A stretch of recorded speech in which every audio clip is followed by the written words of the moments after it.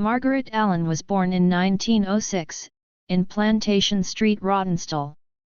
Although it was barely over 100 years ago, Margaret was born into a world that was wholly different to the one we know now. England was a smog of industrial coal, mills, and factories. Society was still very much segregated between the rich and the poor, whilst everyday organisations like the NHS and social welfare system would not exist until Margaret had grown into an adult. Margaret didn't have the best start in life, but it was typical of the time and place she was born. She grew up as one of 22 siblings in a large Catholic family in Rawtenstall, a small town between Burnley and Bury in southern Lancashire. The 20th child, it's fair to assume that Margaret was one of the forgotten children, at the bottom of the pack. Whilst her sisters and mother probably worked in cotton mills or as seamstresses, Margaret preferred the company of burly male workers in her hometown. She took on jobs usually given to men. She preferred employment loading coal and acting as a labourer carrying out house repairs. She also worked in a number of mills in Rawtenstall before taking up work as a postman and then as a bus conductor. She was prone to swearing, considered to be a manly trait during the early 20th century, and later her desires to act in a more manly fashion led her to act more aggressively and to descend into fits of violence, more unladylike qualities for the period. It was clear from an early age that these violent and overly aggressive characteristics came to define Margaret. Unfortunately, her desire to adopt male traits led her to swear, act aggressively and resort to physical violence. The bus company fired her for abusing passengers. Customers who didn't take their seats quickly enough were likely to be verbally assaulted, shoved and cuffed. In 1935, Margaret claimed that she'd checked into a hospital for what she described as a delicate operation.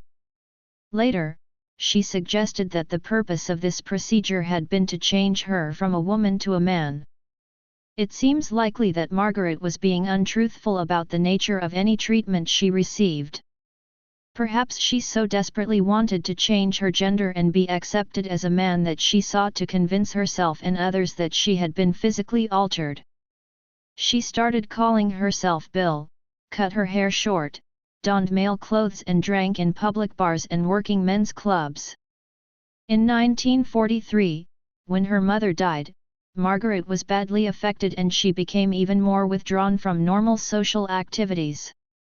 Her smoking became excessive, she didn't eat properly, allowed herself to become unkempt and went through bouts of bleak depression. Either way, her anger began to deepen as Margaret the woman became Bill the man.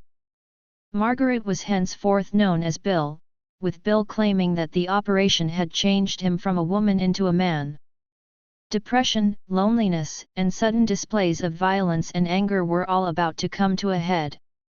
Margaret invested her savings in the purchase of a dilapidated building that once served as Rawtenstall's police headquarters, situated on the town's main street known as Bacup Road. She lived alone. By 1948 Margaret was in financial trouble. Without a job and presumably, carrying a violent and aggressive reputation, she was unable to find work. 68-year-old Nancy Ellen Chadwick was by all accounts an unpopular woman. Nancy first met Margaret at the house of a mutual acquaintance. A week later they bumped into each other in the town centre and Nancy mentioned that she was out of sugar. Margaret offered to lend her a cup of sugar, a generous proposition as Britain was still languishing under rationing restraints, a hangover from the Second World War. At about 9:30 a.m. on August 28, Nancy appeared on Bacup Road, saw Margaret and asked to be invited inside her home, seeing as Margaret had been invited into her home on several occasions. It was the last time the old woman was seen alive. The next day, at around 3:55 a.m., Nancy's corpse was found sprawled outside 137 Bacup Road. A bus driver discovered the body and told the Bacup Times that Nancy was found, lying on her face, her coat collar apparently covering her battered head.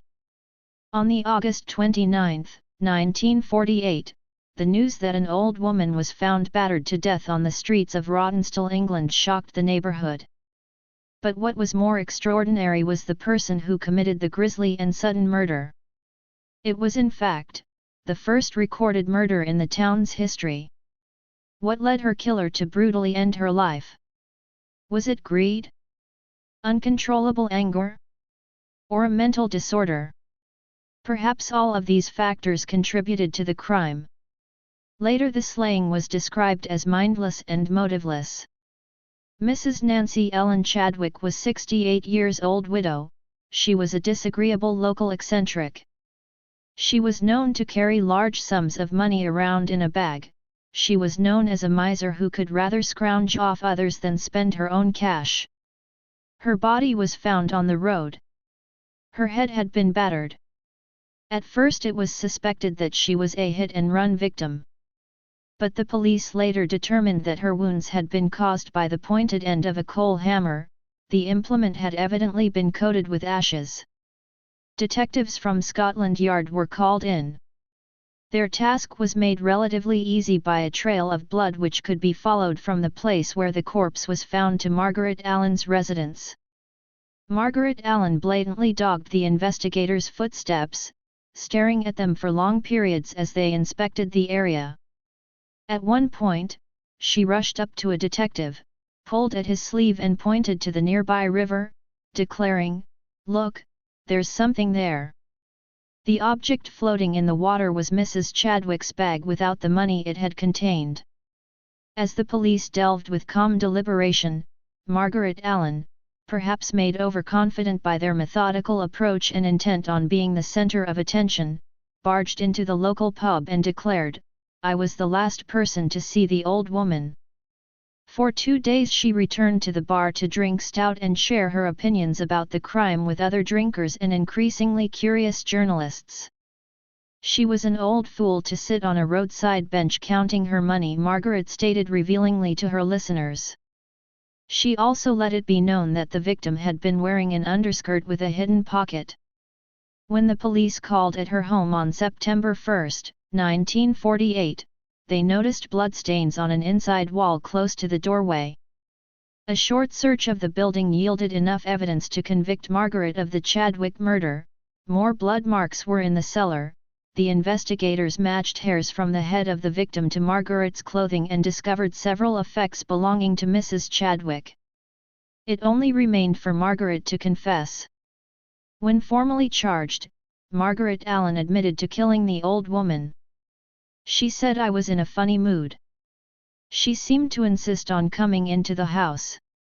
I just happened to look around and saw a hammer in the kitchen. On the spur of the moment I hit her. She gave me a shout and that seemed to start me off more, and I hit her a few times, I don't know how many." She gave no other explanation. At her trial, which barely lasted 5 hours, she wore male clothing.